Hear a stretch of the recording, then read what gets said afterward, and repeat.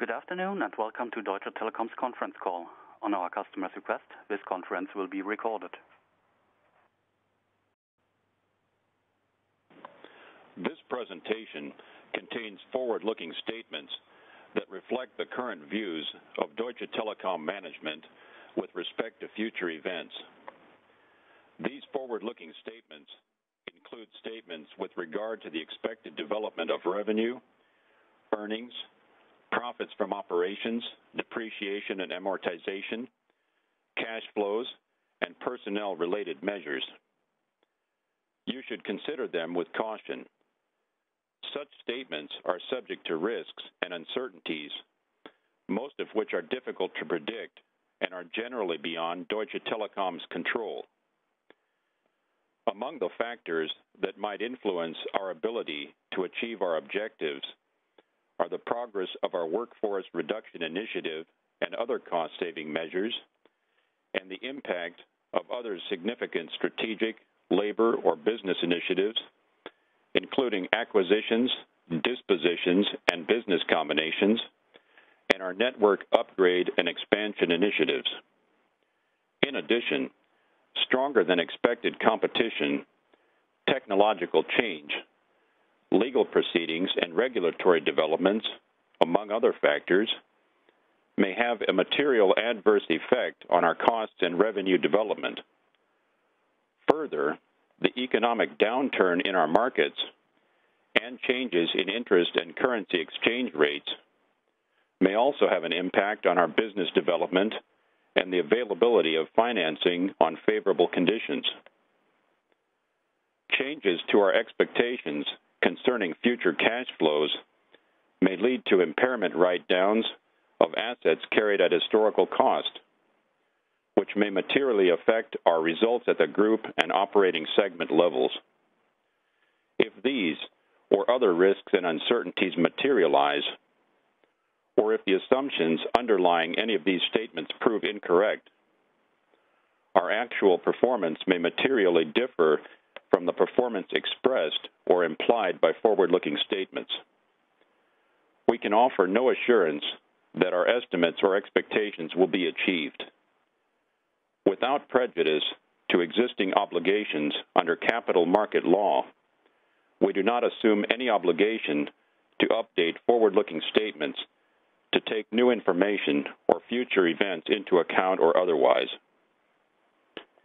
In addition to figures prepared in accordance with IFRS, Deutsche Telekom also presents non-GAAP financial performance measures, including, among others, EBITDA, EBITDA margin, adjusted EBITDA margin, adjusted EBIT, adjusted net income, free cash flow, gross debt, and net debt.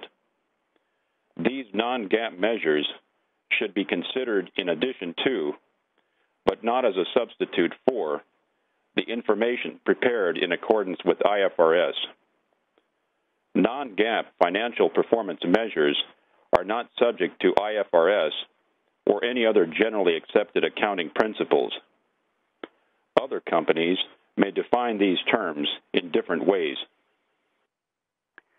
Now please listen to the statements of René Obermann and Timotheus Hedges. Afterwards, you are welcome to ask your questions.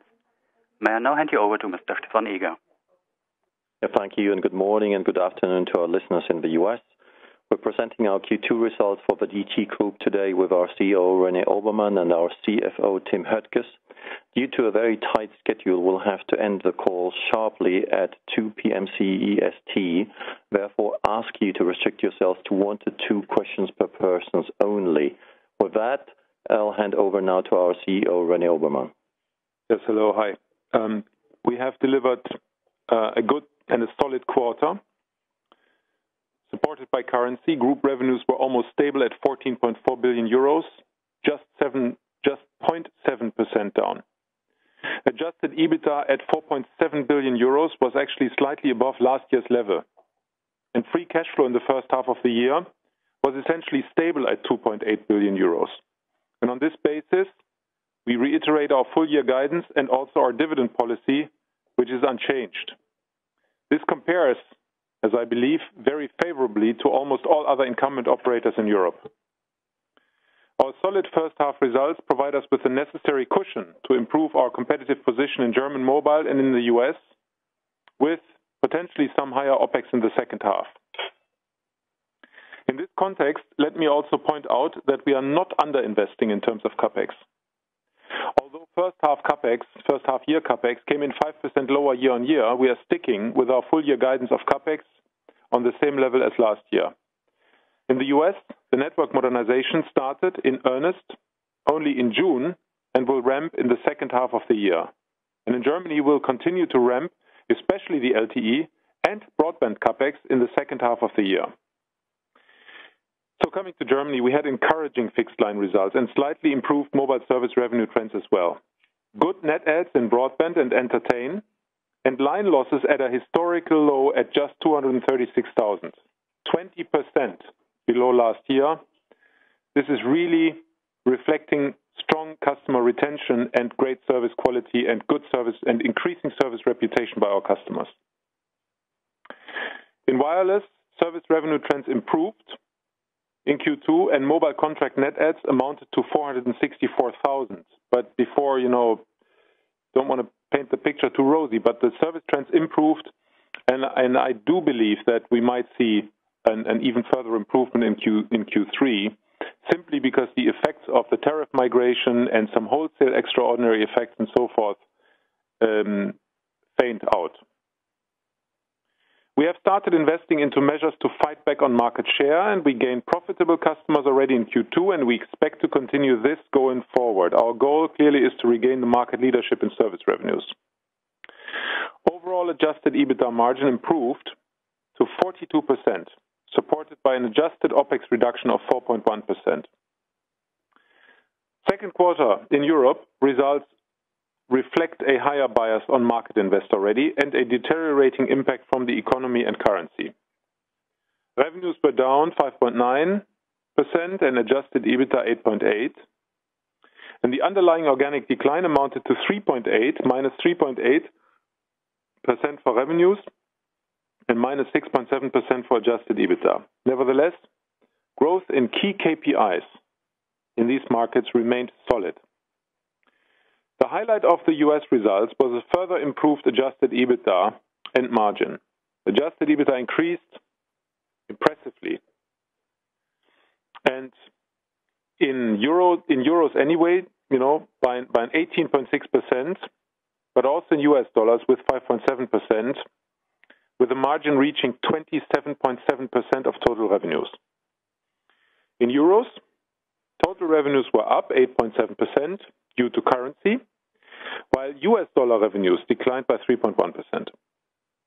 Finally, branded customer churn, contract customer churn improved from 2.6 to 2.1% year on year.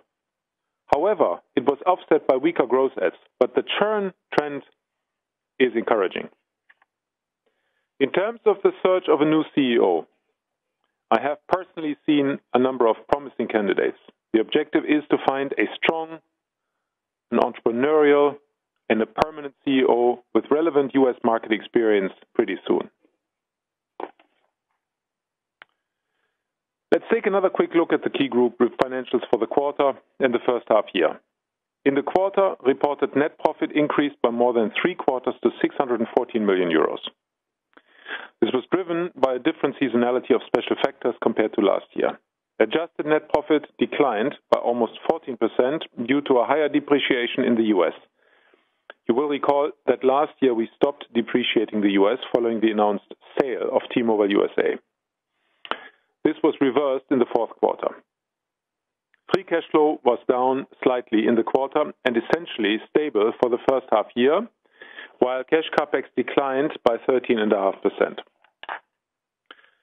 Summarizing these numbers, I would like to remind you of the fact that this was not an easy reporting season for the European telecom sector, which is still facing economic and competitive headwinds from all angles. As a result, a couple of our competitors had to reduce their earnings forecasts for the year, and they had to cut back on shareholder remuneration. In contrast, we at Deutsche Telekom, A, delivered on our guidance with almost flat EBITDA and free cash flow, whereas some of our competitors showed significant weakness. B, we stay fully committed to the full year guidance for 2012. C, we stay fully committed to our dividend policy, of course always subject to the necessary formal approvals, whereas some of our competitors like KPN or Telefonica had either steep or complete dividend cuts. And D, we have even the strength to invest even more, for instance, in our home market in Germany, particularly now given a seemingly better regulatory framework. We'll analyze that and we'll talk about that in the session. On slide 7, you can see the organic decline in revenues and adjusted EBITDA. You see that it was almost offset by currency gains, mainly from the strength of the US dollar. These currency gains explain the strong growth of T-Mobile USA observed in revenues and in EBITDA in euros. Besides the US, all other divisions had revenue declines in the second quarter. We'll explain these trends in detail when we come to the divisions. In terms of adjusted EBITDA, profitability improved in 3 divisions.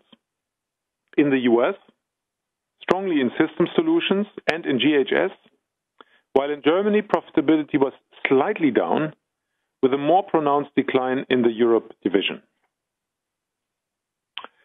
Before turning over to Tim, who will lead you through the results of the divisions, let me just briefly comment upon the recent developments in German and European regulatory policy because it's so important, where a few decisive signals for our industry, as well as the European economy as a whole, were sent out just recently. Let me state very clearly, we appreciate the reorientation of the European regulatory policy as it was announced by Commissioner Kroes in July. A stable and predictable regulatory framework until at least 2020 is a prerequisite for long-term investments into modern broadband infrastructure. Finally, our arguments were listened to, and finally, changes on the horizon. The announced stabilization of the price levels for pre-products, that improves the basis for calculation for market participants as well as for you on the investor side. Equally important is the planned abandonment of a cost regulation for new fiber networks, as long, of course, as there is sufficient competition from other network operators, for instance, ULLs, cable, and LTE. And I don't think we have to worry about that. Competition is there. So the planned abandonment of a cost regulation for new fiber networks is welcome and can take place. These are steps in the right direction in order to provide Europe with a framework which actually promotes investments into the infrastructure, into next generation infrastructure, and it does set a basis for entrepreneurial calculations. Another positive news is the recent statement from the German regulator approving our revised so-called contingent model or contingent model, the quota model for the wholesale of our VDSL network. Also, it's an important message because these type of models reduce costs and allow for the scale effects, both for the wholesaler as well as for the reseller, and they help to make these investments much more calculable. So I'm happy about that decision. Most important for us is that regulatory policy will no longer only pursue price reductions, thank God, but also going forward take into account the necessary improvements in the overall framework in order to foster the investments. That's the way forward if we want to build the necessary infrastructure for Europe. We will evaluate, in fact we are already quite far down the road in evaluating these new framework and the opportunities which result out of that, and we'll update you in the coming weeks on what it means for the business cases if we make more aggressive investments, because we believe there are good opportunities coming ahead, coming forward. So with this, that was it from my side. I'll hand over to Tim, and I look forward to our discussion later on. Thank you, René. Welcome, everybody. In Germany, we saw slightly weaker revenue trends and almost unchanged trends in adjusted EBITDA. Revenue declined by 3.1%, essentially due to weaker revenue trends in wholesale and others. Mobile revenues declined by 1%, a slight improvement over Q1. Core fixed line trends were stable at -2.6%, while wholesale services revenues declined by 5.5%. Compared to the first quarter, revenues in network services were weaker due to lower volumes and price reductions. Revenues in others declined by 14.3%, driven by fixed-related and value-added revenues, such as lower revenues from public telephonies, directory assistance, and the O180 numbers. Despite the slightly steeper revenue decline, adjusted EBITDA trends remained essentially the same as in Q1, with adjusted EBITDA down 2.2% year-on-year. This result was due to stronger cost cutting. Adjusted OPEX declined by 4.1% compared to the 1.6% decline we achieved in the first quarter. In mobile, the measures we initiated had some first results. Mobile service revenues declined by 1%, an improvement over the 1.8% decline in the first quarter. This was driven by continued strong mobile data revenue growth of 19%. Excluding the loss of one wholesale provider, service revenues would have been flat year-on-year. We still lost some further market share in terms of mobile service revenues, but the sequential decline in market share was much less than in the first quarter. Compared to Q1, we had the same growth rate in service revenues as our main competitor. The KPI were strong with mobile contract adds of 464,000 and strong smartphone sales as well. We further expanded our LTE coverage to approximately 10 million households in rural Germany and plan to cover 100 bigger cities by year-end. Consistent with our overall approach to coverage, we are focusing on dense, high-quality LTE coverage right from the start. We are pleased with our KPIs in German fixed. We defended our broadband market share of 45% despite the strong competition from cable. Overall, we had 47,000 broadband net adds in Q2. Once again, entertain and retail fiber customer net adds were particularly strong at 105,000 and 48,000 respectively. Accordingly, consumer ARPA, or average revenue per access, improved by another 30 euro cents to 25.70 euro. We continue to expand our broadband coverage, as you can see on slide 10 in the upper right corner. In the US, overall trends were quite similar to the first quarter. The highlights were strong growth in adjusted EBITDA, strong growth in branded prepaid customers, and a better churn rate. On the other hand, branded contract losses were impacted by weak gross adds, at least partially due to US industry trends, but also due to credit optimization initiatives and the relative lack of new smartphones. The Galaxy S3 only came at the end of the quarter, and that will help us throughout the rest of the year. Service revenues declined by 6.1%, mainly due to contract customer losses. On the other hand, total revenues declined by just 3.1% due to stronger equipment revenues resulting from the shift to value plans and higher smartphone sales. Our adjusted EBITDA improved by 5.7% as a result of lower volumes and the shift to value plans, but also due to strong cost cutting as evidenced by lower network cost and a significant sequential decrease in the G&A costs. Overall, net adds turned negative again, mainly due to lower wholesale net adds.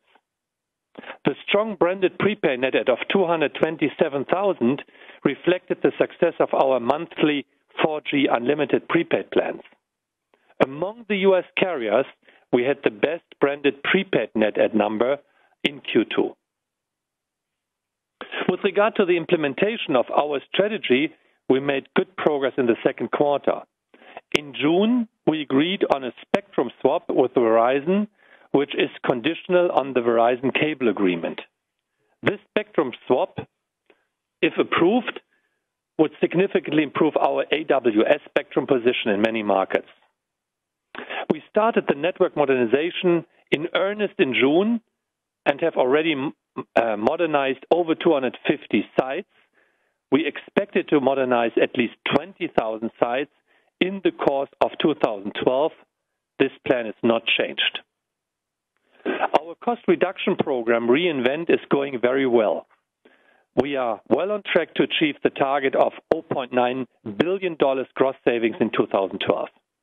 And branded contract churn improved from 2.6 to 2.1% as a result of our churn reduction program, but also due to the seasonal trends. Turning to Europe, trends were weaker in Q2 than in Q1, both in revenue as well as in EBITDA terms. The main reason for this were a weaker economic environment in some of our markets, notably the Netherlands, the Czech Republic, Hungary, Croatia, and a slowdown in Slovakia. Tax and regulation, we had roughly 10 million higher negative impact from regulation, driven by Romania in Q2 versus Q1, and are still exposed to special taxes in Hungary and in Croatia. A still very competitive environment in all of our markets, in which we even invested more in some markets compared to Q1. A positive one-timer in our Polish operation in Q2 2011, so last year, is another reason for the deviation. Despite this difficult environment, we performed well in Q2 operationally.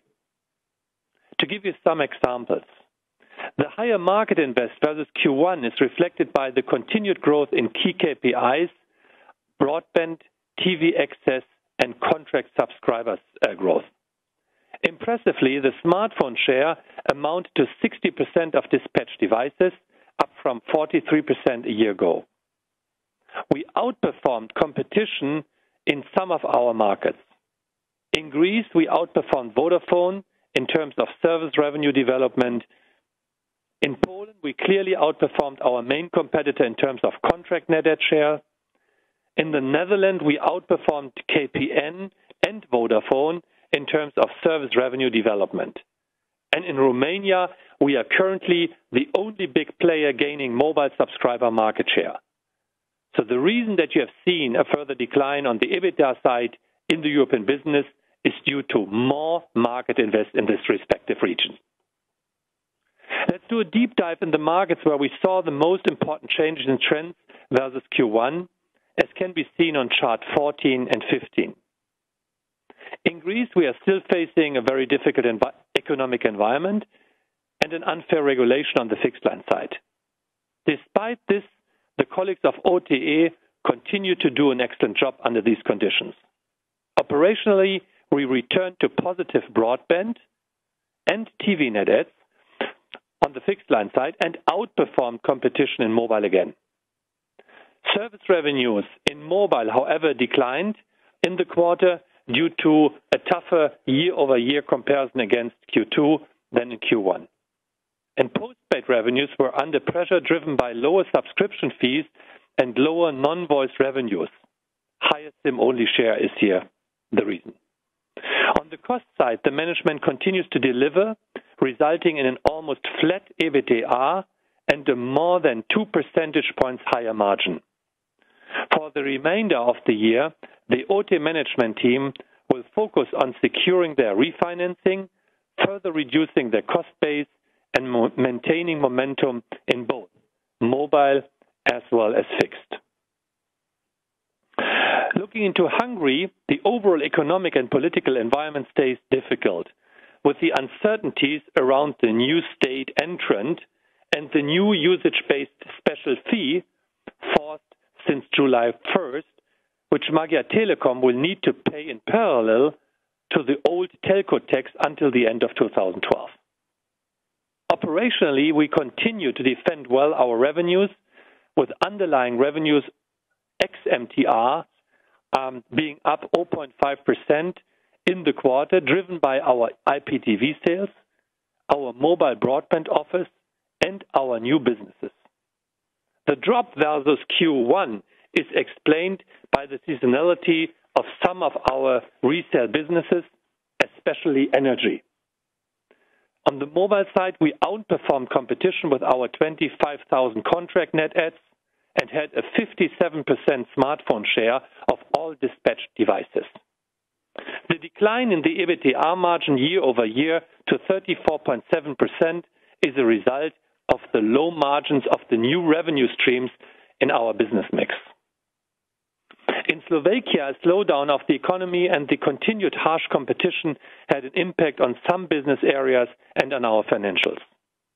The negative revenue development was driven especially by fixed, notably the ICT business, where the government has significantly reduced its spending, but also mobile service revenues decreased by 8.5% due to lower usage and continued price competition. Operationally, we showed again a good 10% year-on-year growth in our TV customers and spent significantly more SACs in order to win 12,000 new contract customers in mobile.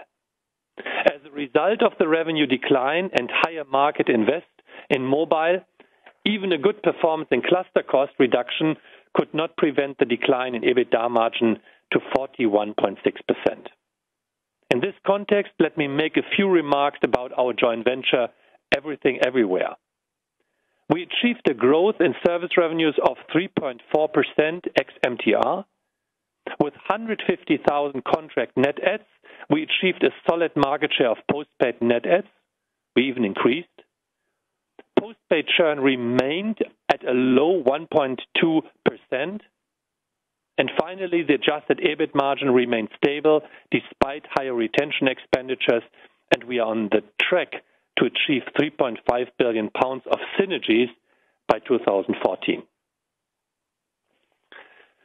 The highlight of our system solution business results was a strongly improved profitability, as measured by adjusted EBITDA and adjusted EBIT. Revenues, both external and total, were down due to general price declines. However, we are encouraged by an 8% growth in order entry, in a difficult and economic environment, and several deal highlights, including British Petroleum, Daimler, and Everything Everywhere. Adjusted EBITDA was up almost 11%, while adjusted EBIT grew by close to 56%. This reflects successful growth savings by 147 million euros in the second quarter. Before moving to the Q&A, let me briefly summarize on the Q2 financial as shown on slides 17 to 19. As expected, free cash flow benefited in the first half from lower taxes and interest payments. Additional 0.2 billion euros less CapEx contributed to the strong performance of almost stable free cash flow. CapEx are expected to increase in the second half. Therefore, the guidance of around 6 billion euros free cash flow for the year remains unchanged. In terms of bottom line, reported net profit improved by more than 3/4 to 640 million euros. The biggest influence here was a different timing of restructuring charges compared to 2011. You will recall that this year, the majority of restructuring charges occurred already in the first quarter. In addition, net profit benefited from an improved financial result and lower P&L taxes. The tax line again was lower as a consequence of T-Mobile US being a continued operation again. That's the reason that we have depreciations again as well. Adjusted net profit was impacted by an increase in depreciation, predominantly from the US, due to being fully consolidated again. This trend will continue to the third quarter and then reverse in Q4. Let's conclude with the balance sheet, which remains in good health as measured by key ratios. Both shareholders' equity and net debt were impacted by the dividend payment in Q2. Year-on-year, net debt was reduced by 2.3 billion euros. The key ratios of net debt to adjusted EBITDA improved from 2.3 to 2.2 times year-on-year, while the gearing remained stable. We continue to have a stable outlook from all rating agencies and maintain undisputed access to the debt capital markets. Our very comfortable and low refinancing costs were intact as well in the second quarter of this year. With this solid quarter, I'd like to hand over to René and be ready for answering your questions. Thank you very much, Tim. The Q&A session will be starting right now. If you'd like to ask a question, please press star 1 on your touch-tone telephone. I will then announce your name, and when it's your turn to ask a question. Should you require to cancel your question, please press the pound sign. And then we start right now with Matthew Bloxham from Deutsche Bank. Matthew, go ahead. Yeah, hi there. I had a question on the balance sheet, and I guess to some extent linked also to the comments that were made about regulatory policy and how that's helping clarify future investments. And obviously, we've seen rating agencies and balance sheet pressures have a direct influence on other operators in the sector about their strategic decisions and their use of cash flow. Just kind of wondering if you could give us an update on to what extent you're seeing pressure from the ratings agencies, and how that is or isn't affecting your strategic decision-making process, to what extent investments might need to be balanced against lower shareholder returns, for example, or a different approach on the balance sheet. Matthew, the sound quality was very weak, therefore I'll try my very best and try to repeat what I hope I have understood. So the question is, with respect to future investments, I reckon your question is, how do you balance these out against the rating impact and future shareholder returns? Is that correct? Yeah, I think that's a good summary. Hello?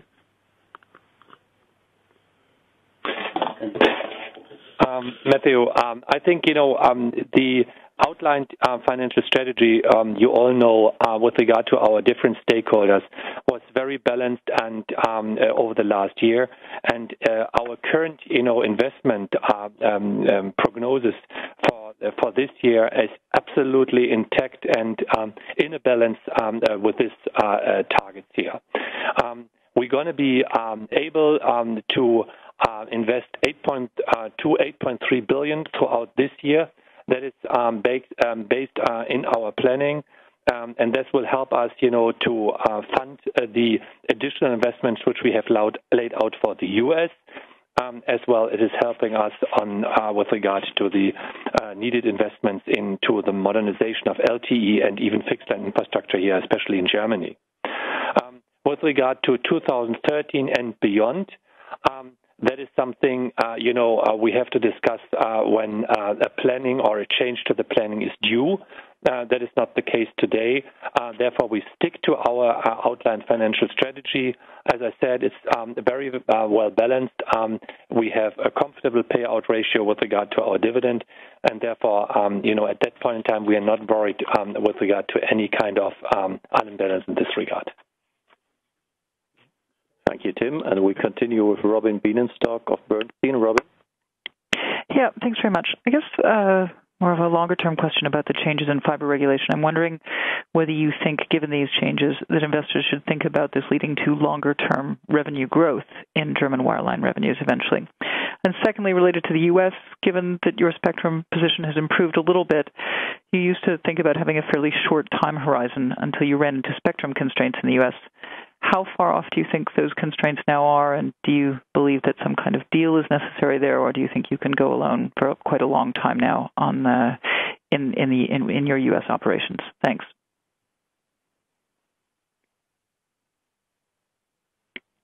So the answer, Robin, is let's assume that what Mrs. Kroes has announced gets translated into national regulation pretty fast, and that there is no more price downward pressure on the copper line on the last mile. That is already a big help, because because, in business cases going forward, one had always had to assume there was some more price pressure downwards. Second, if there is no regulatory intervention, price intervention on the new access networks, and the whole thing lasts until 2020, then I do think both in terms of new opportunities through high-performance network access tariffs, as well as less price pressure on the old network, we should see new growth, or at least stabilization in revenues in the forthcoming years, very possible in fixed line as well, given the increasing trend of HD video and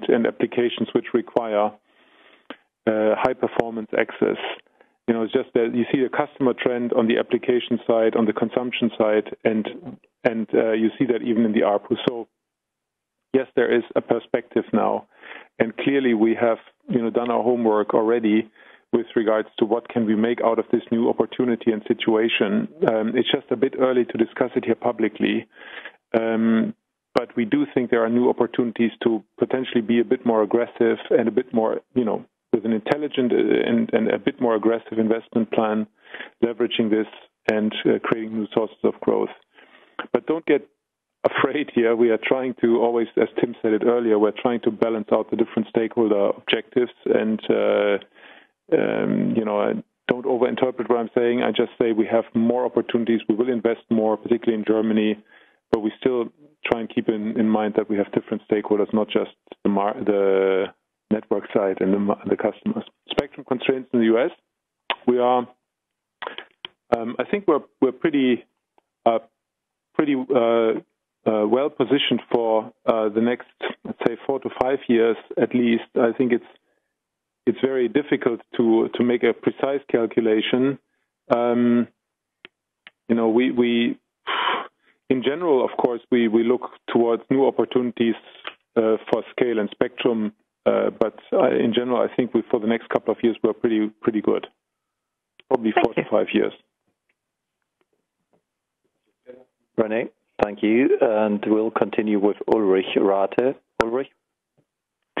Yeah, thanks very much. 2 questions. One is sort of backwards looking really on the quarter.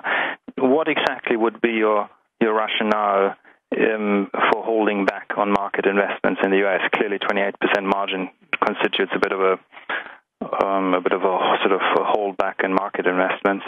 The other question is on the shareholder distribution. You are saying, explicitly reiterating the dividend policy. And how about the share buyback element of that? Is that something that you can reconfirm in general, but also specifically on the timing of the 2 sort of outstanding tranches? Thank you.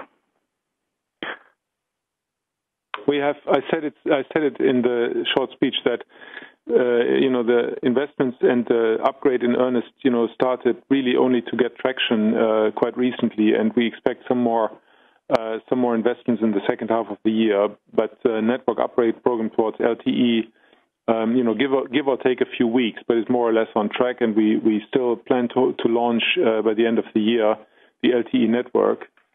So no, there is no fundamental rationale for holding back on anything with regards to network investments and market investments.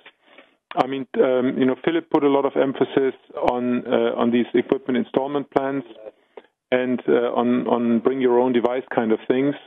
The balance may be a little too conservative, and therefore in the second half of the year, as we said also in the early speech, we probably put a bit more emphasis on the marketing side because churn has improved, as you saw, but growth at share is not yet sufficient, of course, for a number of reasons, including the lack of iPhone, but also because of our SAC policy in the first half of the year. So we may put a bit more emphasis on the growth side, particularly in contract, because prepaid has already gone very well. That's all. Maybe, Anja, I'm answering the question with regard to the share buyback and the dividend here. I think it is fair to say that Deutsche Telekom is not in the position being defensive at that point in time. It's not that we have to reduce our indebtedness and that we have to sacrifice operational business or something as this in this time frame. The opposite is the case. We're really thinking forward. What could we do with regard to the U.S. market? What could we do to further invest into the business in Germany? So therefore, if I look to the European landscape of telecommunication company, let me say it openly. I think we get not enough credit for the well-balanced and sustainable shareholder remuneration policy that we have introduced and where we are committed to that one. Unlike our peers, our payout ratio on the basis of free cash flow is around 50%, and we make a strong statement in this call with regard to our future payout dividend policy, especially for the tranche 2012 paid to be in 2013. With regard to the share buyback, remember that we brought forward our 2011 share buyback to the end of 2010 last year. Definitely we stick to our remuneration policy and our dividend commitments here, but the execution and the timing of the share buyback has not yet been decided upon the management. We're looking to the market environment. We're looking and comparing ourselves with the peers, and we will decide upon that accordingly. Thanks so much. Thank you, Tim. Next one is Simon Whedon of Citigroup. Simon? Yes, thank you very much. My first question is regarding OTE, and whether or not you could update us a little bit on the refinancing outlook there and timings, but also could you comment on whether DT might get involved to a degree, perhaps indirectly, perhaps by, say, buying one of OTE's subsidiaries in such a way as not to increase the group's devaluation risk. And the second question is perhaps, given we see quarterly movements on the income statement on restructuring costs, but could you talk about the outlook for the cash flow impact of restructuring costs going forward, whether or not we should expect to see the €1.5 billion approximate outflow pretty much every year for the foreseeable future, or whether that starts to diminish or even grows with inflation or something over time? Thank you. Simon, thank you. I'd like to answer first the question with regard to OTE. First, operationally, we're quite happy what these guys are doing in this difficult environment in their markets, growing their market shares, improving, let's say, their margin, and at the same time delivering, on cash flow and as well on EBITDA in this difficult environment is quite challenging. And I think it's worth giving an appreciation to the OTE team here. On top of that, they are very much focused and concentrated on getting their refinancing done independently from any kind of external support. And therefore, today, the OTE has a lot of cash on its balance today. We have a cash position of 1.65 billion euros as of end of quarter, and therefore OTE is financed through until August 2013. After the disposal of 20% stake in the Telekom Zerme, the OTE is furthermore pursuing a deleveraging exercise, which should lead to additional liquidity headroom, and therefore they have even announced the sale of Hellasat or a potential sale of Globul. And therefore, in our base case scenario and under the precondition, OTE is able to fully refinancing its positioning. Deutsche Telekom, in this regard, we have always said that we are not automatically refinancing any kind of gaps here. We will only do that we will never do that on an unsecured basis, as we always said. And in the unlikely case of not having its own access to the capital market, which I do not see, we always said, then, refinancing has to take place at arm's length. But I like to state again, they're doing big efforts, that they are doing everything independently at that point in time, and they made great progress in this regard. Your second question was what amount of restructuring-related expenses are we expecting for the remainder of this year? This number is approximately at the same level as it was in 2011, between 1.4 and 1.5 billion. Thank you very much. Thank you, Tim. We continue with Justin Fennell at Credit Suisse, please. Thanks. Yeah, just I guess coming back to the fiber question, and obviously you've got to do some more thinking, but I just wondered at an early stage whether you have any views on the question of fiber to the cabinet versus fiber to the home, whether there's a need to build fiber to the home in Germany, whether it's worth the money. Secondly, is there or part of that question as well, is there a bit of give elsewhere in the group CapEx as your German fixed CapEx goes up? Can your mobile CapEx come down perhaps in the second half of 2013, given that you're doing an LTE build in both Germany and the US? And how big could that cushion be? And then my second question, German mobile's done very well, despite E Plus cutting price. What's going on there? We saw 6 years ago E Plus really damaged the market with cheap prepay. Why is it this time is different, please? Justin, on the question of the fiber to the cabinet versus fiber to the home, sometimes in the capital market there are great not only analysts but also great business consultants, and therefore we make use of excellent studies and documents written by people like yourselves, or in this case Hannes. And we looked at that, and actually that was pretty, in many respects, pretty congruous to what we thought and how we felt about the opportunity on VDSL, for instance, or potentially even vectoring if regulatory possible, and so forth. So I guess what I'm trying to say here is we do believe we have a smart approach and worked out in very many details, but it's a bit too early to talk about it because some of the parameters are still missing, and also we need to discuss it with our folks internally on the supervisory board level. But just expect us to be very active in terms of how we can make best use of this upcoming opportunity. But however, we will tie it, we will link it closely to that the regulators do what the European Commission suggests they should do. Otherwise, we would make commitments and then thereafter implementation doesn't happen. So we would tie it to the implementation of these regulatory reliefs. And if so, then we'll have we believe have a smart and effective investment program combining different technologies, including vectoring, and become very, very competitive even against the cable folks.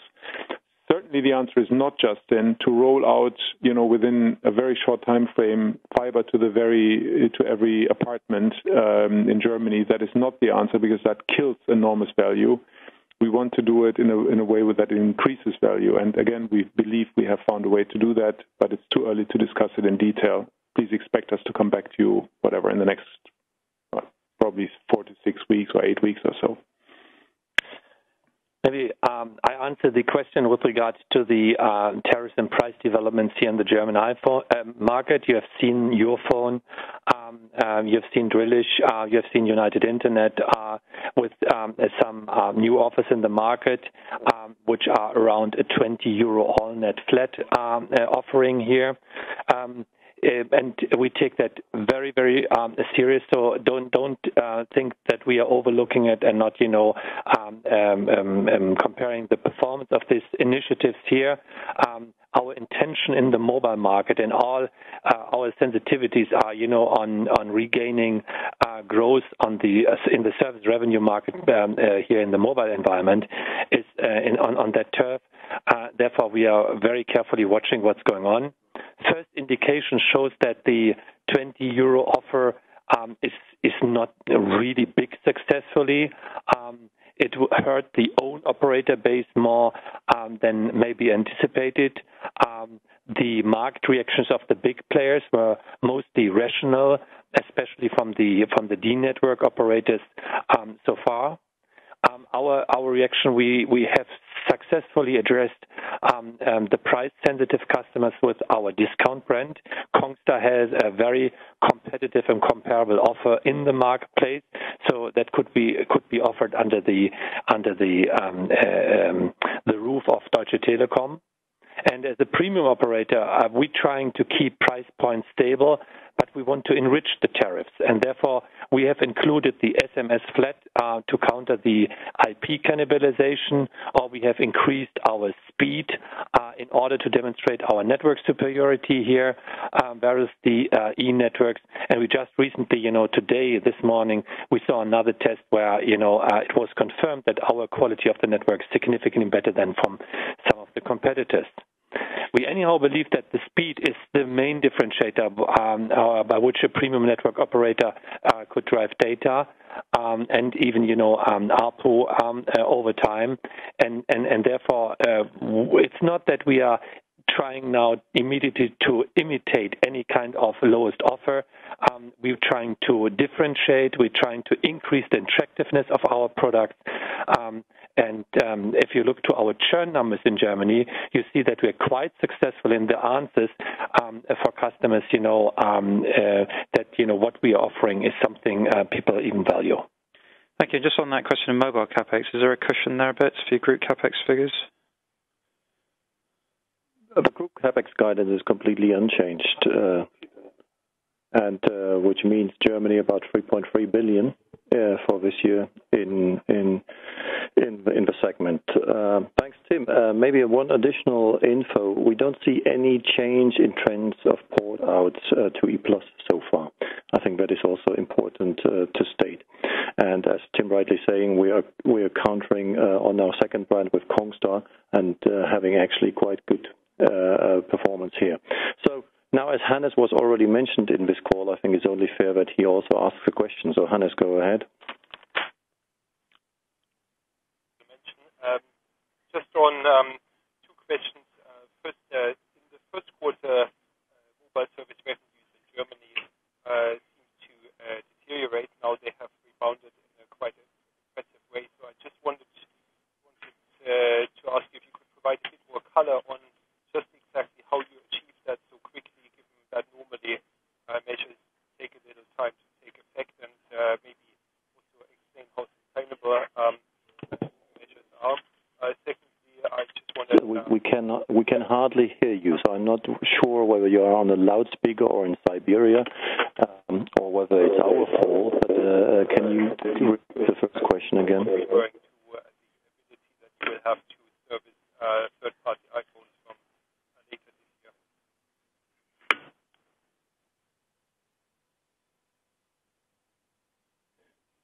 So I try to reckon whether it's correct. So it's about the German service revenue improvement in the second quarter versus first quarter. What are the reasons for that? Is that correct?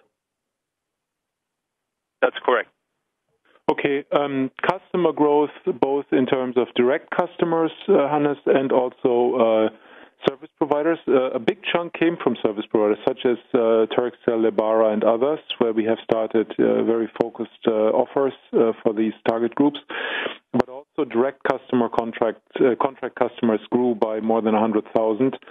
So that's one reason. Second is data is growing. Data is growing quite significantly year on year. I think again in the vicinity of 19%. So that contributes.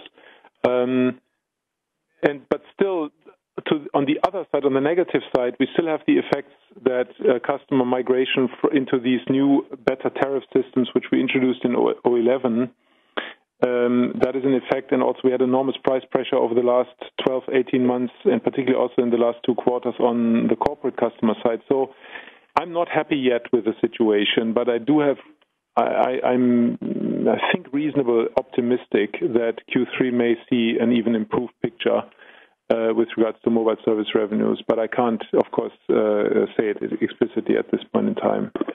Thanks, Rene. We'll tackle your second question offline, Hannes, as the line is very badly. Now we'll continue with Nick Delfas at Morgan Stanley. Nick?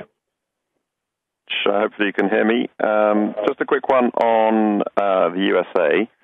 First of all, why is the ARPU on the contract side so flat despite moving more into the value plans? And maybe you can talk a little bit about how the mix is evolving there.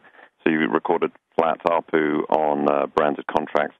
And then secondly, what should we think about in the second half of the year? You indicated you wanted to be a little bit more aggressive in the US.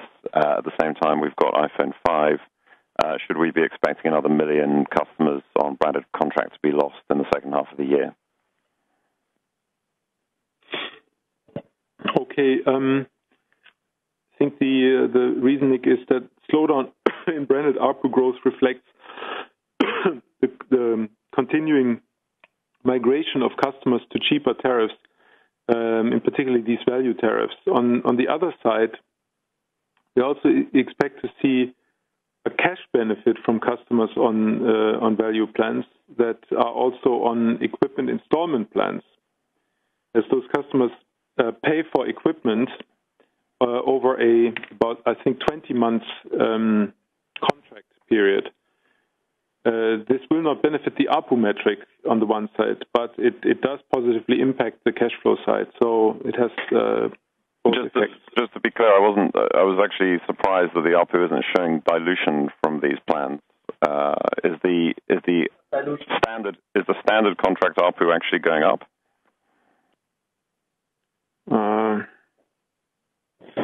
Seems that there is some little dilution effect. So then the standard contract ARPU should be going up.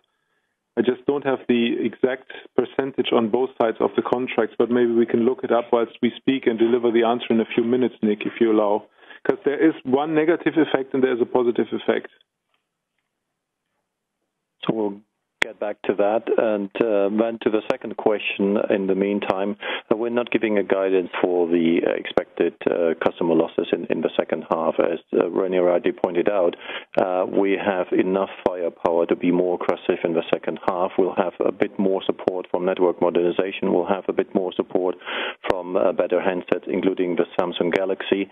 But again, there are some effects which we usually did see already in the third quarter. So it's back to school, and there's obviously the introduction of the iPhone 5, which will have an impact as well.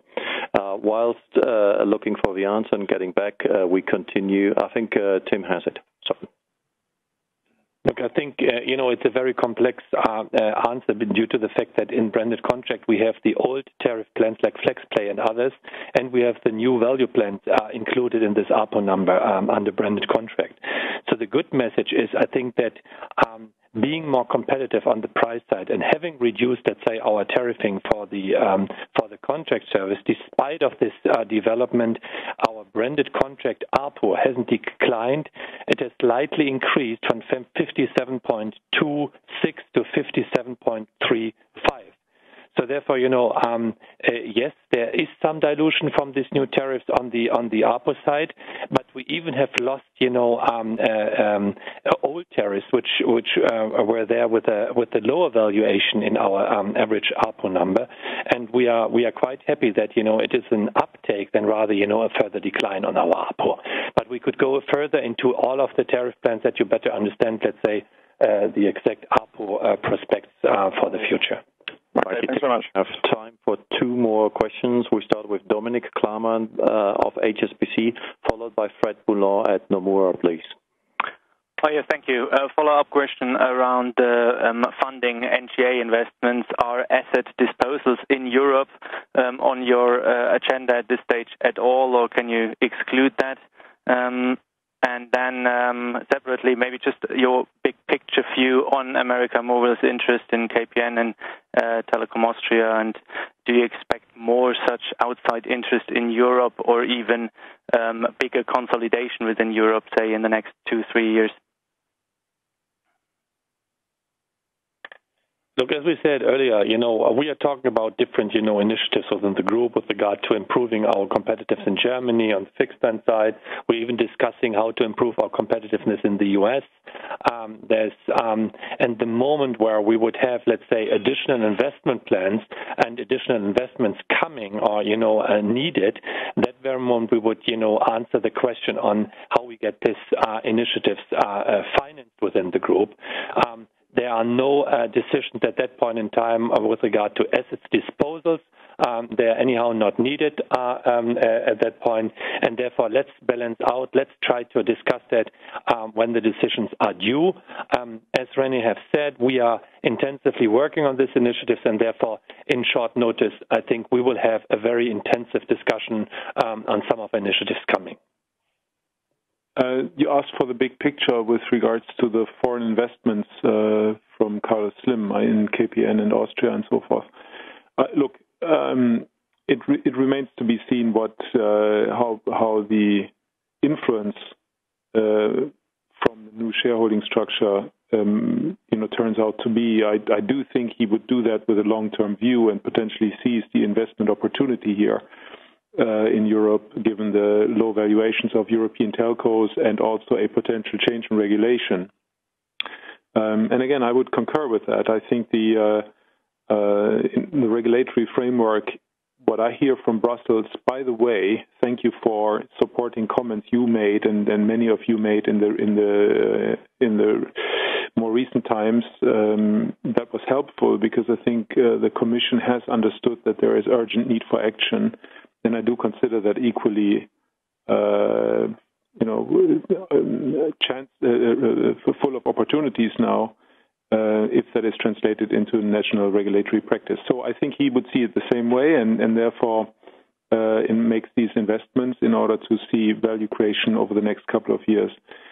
More consolidation may happen, but I do think, first of all, it should happen on the national side. But I can't make any prognosis there. I mean, I'm watching this Austrian situation with great interest. I think we're more friendly towards the most recent consolidatory move, and I want to see what the regulators now do. But yes, over time there will be more consolidation, first on the national level and then potentially even on the European level. Thanks, René. And last one is Fred. Fred, go ahead. Hi, good afternoon. Just a quick question on your domestic broadband performance. You've been posting a level of net adds which is a bit lower than your usual trend the last few years. Is it something which is an issue, or you think in a mature market it's not really a good metric to look at anymore?